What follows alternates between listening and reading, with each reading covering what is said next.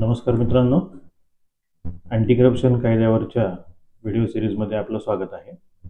मागच्या 2 भागांमध्ये FIR जी आहे अँटी करप्शनमधली ती कशी समजून घ्यायची याबाबत आपण व्हिडिओ तयार करत आहोत. पहिल्या भागामध्ये मी इंट्रोडक्टरी FIRच्या बाबतीमध्ये सांगितलेलं आहे.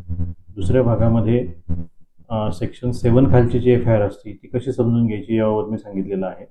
आजच्या भागामध्ये मी आपल्याला सेक्शन 7A खालची जी FIR आहे ती कशी समजून घ्यायची हे सांगणार आहे. पुढच्या भागामध्ये सेक्शन 12 खालची जी FIR आहे ती कशी समजून घ्यायची ते सांगणार आहे. आणि नंतरच्या भागामध्ये सेक्शन 7, 7A आणि 12 या तिघांची एकत्रित FIR असतील. आणि त्यानंतर जो शेवटचा भाग आपण या FIRच्या सिरीजचा जो करणार आहोत त्याच्यामध्ये जो डिलेड FIR जी असते, जी उशिरा दाखल होती, तिचे मेरिट्स काय असतात, तिचे डिमेरिट्स काय असतात या संदर्भातला आपण हे व्हिडिओ तयार करणार आहोत. मित्रांनो, आजच्या व्हिडिओमध्ये सेक्शन 7A काय आहे याबाबतचा एक पूर्ण व्हिडिओ मी यापूर्वी बनवलेला आहे. तो तुम्ही आमच्या साईटवर जाऊन चॅनलवर जाऊन बघितला तर आपल्याला सेक्शन 7A काय आहे, तो कोणाला लागू होतो, कोणाला लागू होत नाही हे मी यापूर्वी त्याच्यामध्ये आपल्याला सांगितलेलं आहे. त्यामुळं मी ती गोष्ट इथे रिपीट करणार नाही. मित्रांनो, दुसरी महत्त्वाची गोष्ट अशी आहे की सेक्शन 7A हा कायद्यामध्ये कधी इन्सर्ट झाला आणि का इन्सर्ट झाला ही त्या पाठीमागची पार्श्वभूमी जी आहे ती नीट समजून घेणं गरजेचं आहे. अँटी करप्शन कायदा हा सुरुवातीला 1947 साली आला. त्याच्यानंतर त्या कायद्यामध्ये 1988ला दुरुस्ती झाली, परत नवीन कायदा त्याच्यामध्ये आला आणि त्यानंतर 26 जुलै 2018ला या कायद्यामध्ये अनेक दुरुस्त्या ज्या काळानुरूप करणं गरजेचे होते त्या दुरुस्ती त्याच्यामध्ये केल्या आणि त्या दुरुस्तीमध्ये हा सेक्शन 7A जो आहे सेक्शन 7A त्याच्यामध्ये ऍड केलेला आहे. आता सेक्शन 7A हा जो आहे हा पर्टिक्युलरली लाच मागणी, लाच स्वीकृती या संदर्भातलाच आहे. परंतु याचे मेरिट जे आहे की याच्यामध्ये याची सुरुवातच जी आहे हुएव्हर अशी सुरुवात केलेली आहे. तर हुएव्हर या शब्दामध्ये लोकसेवक हाही येऊ शकतो किंवा जो लोकसेवक नाहीये म्हणजे आपल्या भाषेत खाजगी इसम जो आहे हाही येऊ शकतो त्याच्यामध्ये. तर ह्या हुएव्हरमुळं कोणताही मनुष्य दुसऱ्या एखाद्या सरकारी कर्मचाऱ्याकडनं काम करून घेण्यासाठी जर लाचेची मागणी करत असेल तर त्या क्षणाला जो मागणी करतो तो मनुष्य सेक्शन 7A खाली दोषी होतो. हा त्याचा सम अँड सबस्टन्स त्या सेक्शनचा त्याच्यामध्ये आहे. मित्रांनो, पूर्वी प्रकार असा व्हायचा की अनेक सरकारी कर्मचारी लाच स्वीकारण्यासाठी खाजगी इसम नेमायचे. काही लोक एखाद्या पानटपरीवाल्याकडे जाऊन पैसे ठेवा सांगायचे, काही हॉटेलमध्ये जाऊन पैसे ठेवा सांगायचे. प्रत्येकाचे वेगवेगळे मोड्स होते, त्यानुसार ते पैसे ठेवा सांगायचे. परंतु त्या क्षणाला ती जी लोक होती ती लोक कायद्याच्या चौकटीतून सुटायची आणि भ्रष्टाचार जो आहे तो वाढत चाललेला होता. आणि ही जी लिंक होती ही लिंक शासनाला कुठेतरी ब्रेक करणं गरजेचं होतं. कायदेतज्ञांना याच्यातला जो काही एक लूफहोल होता तो लक्षात आला आणि त्यामुळे कायद्यामध्ये त्यांनी दुरुस्ती केली 26 जुलै 2018ला आणि सेक्शन 7A त्याच्यामध्ये ऍड केलं. आता सेक्शन 7A जो ऍड केला या सेक्शन 7A मध्ये आणि 7 मध्ये फरक एवढाच आहे, दोघांमध्ये लाच मागणी आणि स्वीकृती ही अनिवार्यच आहे, त्याच्यामध्ये तो विषयच नाही. परंतु सेक्शन 7 मध्ये फक्त पब्लिक सर्वंट म्हणजे फक्त लोकसेवकाविरुद्ध सेक्शन 7 लागू होतो. पण सेक्शन 7A हा लोकसेवकाविरुद्ध पण लागू होतो आणि खाजगी इसमाविरुद्ध पण लागू होतो, कारण कायद्याची सुरुवात हुएव्हर या शब्दाने त्याच्यामध्ये केलेली आहे. मित्रांनो, या सेक्शन मध्ये महत्वाची गोष्ट अशी आहे त्याच्यामध्ये की ज्यावेळेस एखादा मनुष्य, एक नीट समजून घ्या, समजा A हा मनुष्य आहे आणि तो सरकारी नोकर पण असू शकतो, तो खाजगी इसम पण आणू शकतो आणि त्याच्याकडे B आला आणि B थोडक्यात तक्रारदार आहे असं आपण गृहीत धरू आणि B A ला सांगतो की माझं काम C कडे आहे आणि माझं Cचं काम जे आहे ते तू मला करून देशील का.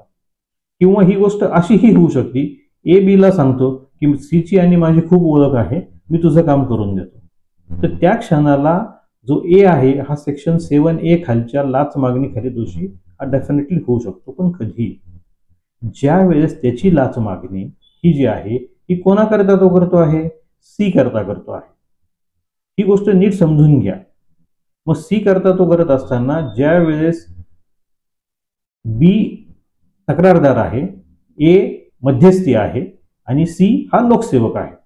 मग ज्यावेळेस हा A सांगतो B ला की मी तुझं काम करून देतो, त्या क्षणाला जो लोकसेवक आहे, जो C आहे, त्याची या A च्या लाच मागणीला किंवा स्वीकृतीला संमती असणं आवश्यक आहे.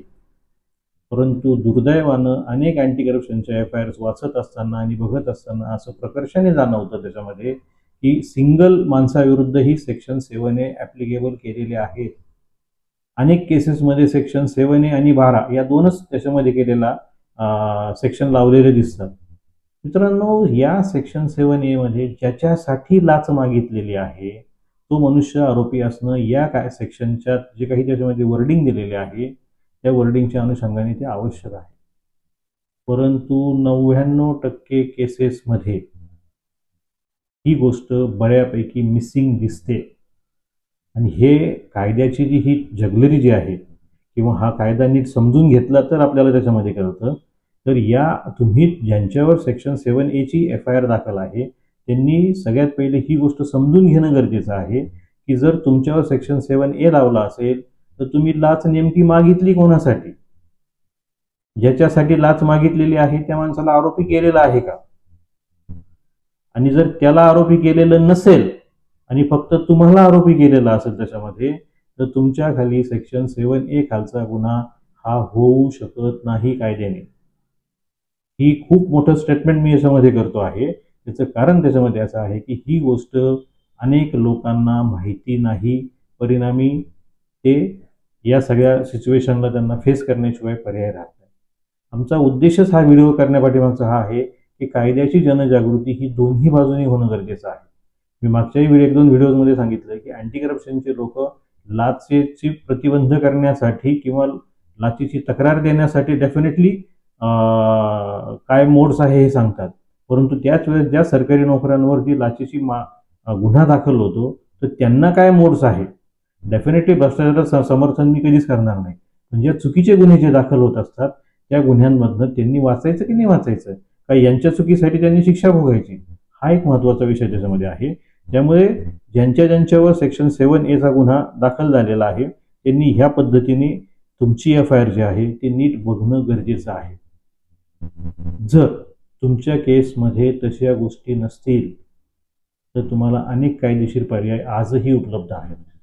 तेव्हा ज्यांच्यावर सेक्शन 7A खालची FIR दाखल आहे त्या सगळ्यांनी पहिले मी सांगितल्याप्रमाणे ह्या गोष्टी नीट चेक करा, आहे की नाही ते बघा. त्याच्यामध्ये बऱ्याच केसेसमध्ये जिथं 7A आहे तिथं 12 हा बऱ्यापैकी लावलेला असतो. त्याच्यामध्ये कोणीतरी अजून एखादा मनुष्य आहे त्याला त्याच्यामध्ये इन्व्हॉल्व करून घेतात आणि त्यांनी लाच मागण्यास प्रोत्साहन दिले असं त्याच्यामध्ये स्पेसिफिक सांगतात, पण ते प्रोत्साहन देण्यासाठी त्याची कृती काहीच नसते. हाही एक भाग महत्त्वाचा आहे. मला थोडक्यात तुम्हाला एवढंच सांगायचं आहे त्याच्यामध्ये, जे मी उदाहरण तुम्हाला मगाशी दिलं ABCचं, त्या उदाहरणाच्या अनुषंगाने जर तुमची FIR मध्ये जर गोष्टी असतील तर डेफिनेटली ती तुमच्या विरुद्ध योग्य FIR आहे, परंतु त्या जर नसतील तर ती चुकीची FIR तुमच्या विरुद्ध त्याच्यामध्ये लॉन्च केलेली आहे. हा विषय नीट तुम्ही समजून घ्या. तुम्हाला काही शंका असतील या अनुषंगाने तर स्क्रीनवर दिलेला जो व्हॉट्सअप क्रमांक आहे त्यावर तुम्ही आम्हाला तुमच्या क्वेरीज डेफिनेटली टाकू शकतात, आम्ही त्याला उत्तरं देऊ. आपल्याला जर आमचं चॅनल आवडला असेल तर आपण आमच्या चॅनलला सबस्क्राईब करा, बेल आयकॉनला प्रेस करा, व्हिडिओ लाईक करा आणि आपल्या काही शंका असेल तर आपण आम्हाला त्याच्यासाठी थेट संपर्क करू शकता. नमस्कार, धन्यवाद.